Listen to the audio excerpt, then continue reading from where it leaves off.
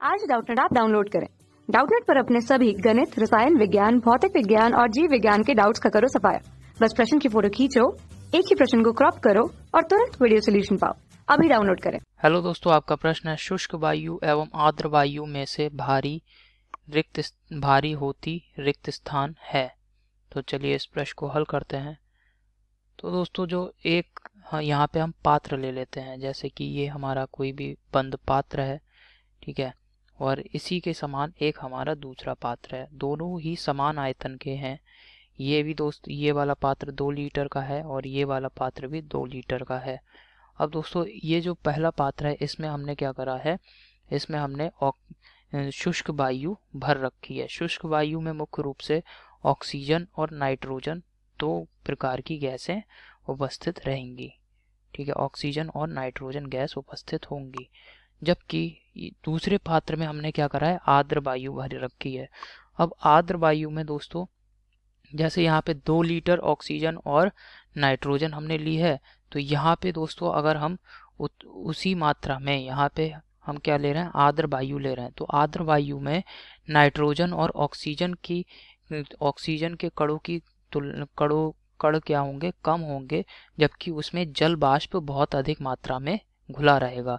तो जैसे 2 लीटर अगर हम आर्द्र वायु ले लेंगे तो 2 लीटर में मुख्य रूप से क्या होगा, जो हमारी नमी है अर्थात जल के कण हैं वो अधिक घुले रहेंगे, जबकि ऑक्सीजन और नाइट्रोजन नाम मात्र के लिए उपस्थित होगा आर्द्र वायु में।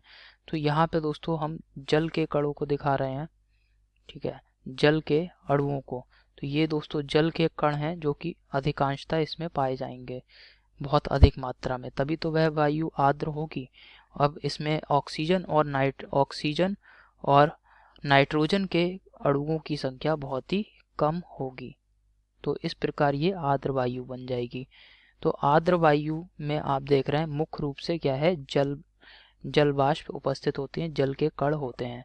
अब जल के कण चूंकि आर्द्र वायु में है, यहाँ पे हमने क्या लिया है, आर्द्र वायु। तो आर्द्र वायु में मुख्य रूप से जल के कण उपस्थित होंगे। तो जल का अणुभार अगर आप देखेंगे H2O, तो यहाँ पे अणुभार अगर हम इसका ज्ञात करें तो 2 गुणा हाइड्रोजन का परमाणु भार 1 प्लस ऑक्सीजन का परमाणु भार क्या आ जाएगा, 16, तो ये हो जाएगा 18, ठीक है। अब यहाँ पे आप देख रहे हैं जो शुष्क वायु है, जो शुष्क वायु हमने ली है, इसमें कौन कौन सी गैसें हैं दोस्तों, 2 मुख्य गैसें हैं, ऑक्सीजन और नाइट्रोजन। ये ऑक्सीजन है और ये नाइट्रोजन है।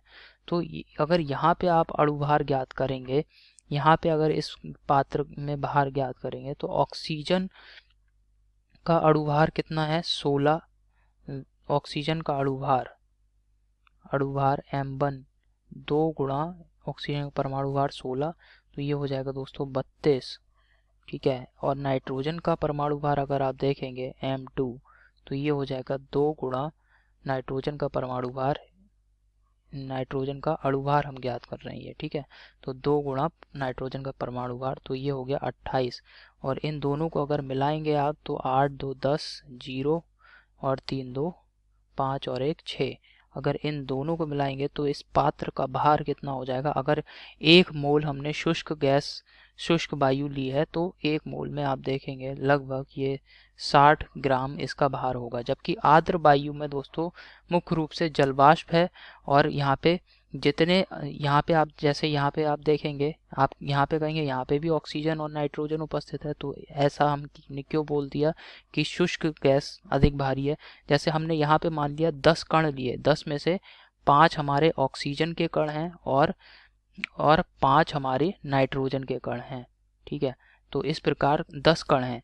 अब अगर यहाँ पे 10 अणु हैं, ठीक है, एक अणु का आप देख रहे हैं अणुभार, एक अणु का भार कितना है, 32, ऑक्सीजन के एक अणु का भार और नाइट्रोजन के एक अणु का भार 60 है। तो अब चूंकि 5 कण हैं, तो यहाँ पे अगर सब टोटल हमने ज्ञात करें तो क्या आ जाएगा, 32 गुणा 5 प्लस 5 गुणा 60, ये आएगा पहले वाले पात्र के लिए कुल भार इसका। और अगर हम दूसरे वाले पात्र में देखें तो दूसरे वाले पात्र में दोस्तों अब जैसे हमने 10 कण हैं टोटल, हमने जो आर्द्र वायु है इसके 10 कण लिए हैं। तो 10 में से आप देखेंगे हमने कहा शुष्क जो यहाँ पे ऑक्सीजन नाइट्रोजन कम होंगे बल्कि जल के कण ज़्यादा होंगे, जल वाष्प अधिक होगा।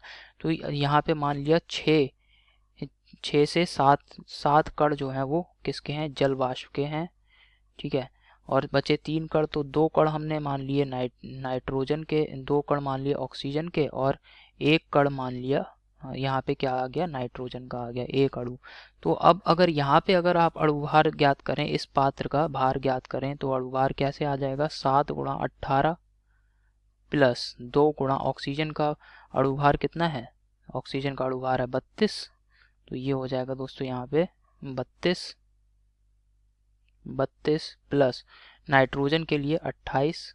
तो इसे हल करेंगे तो आप देख सकते हैं कौन सा अधिक आएगा। तो जो शुष्क वायु वाला है इसका भार यहाँ पे आ रहा है दोस्तों 460, जबकि यह इसे अगर आप हल करेंगे ये आ रहा है 218। तो आप यहाँ से इस प्रकार समझ सकते हैं कि जो शुष्क वायु है ये सदैव ही आर्द्र वायु से भारी होती है। तो यहाँ पे क्या आ जाएगा दोस्तों, शुष्क वायु, ठीक है। यही हमारे प्रश्न का उत्तर है। आशा करता हूँ आपको ये समझ में आया होगा। धन्यवाद। कक्षा 6 से 12वीं से लेकर नीट, IIT, JEE वो एडवांस के लेवल तक 1 करोड़ से ज्यादा छात्रों का भरोसा। आज ही डाउनलोड करें डाउटनेट ऐप या व्हाट्सएप करें अपने सारे डाउट्स 8400 400 400 पर।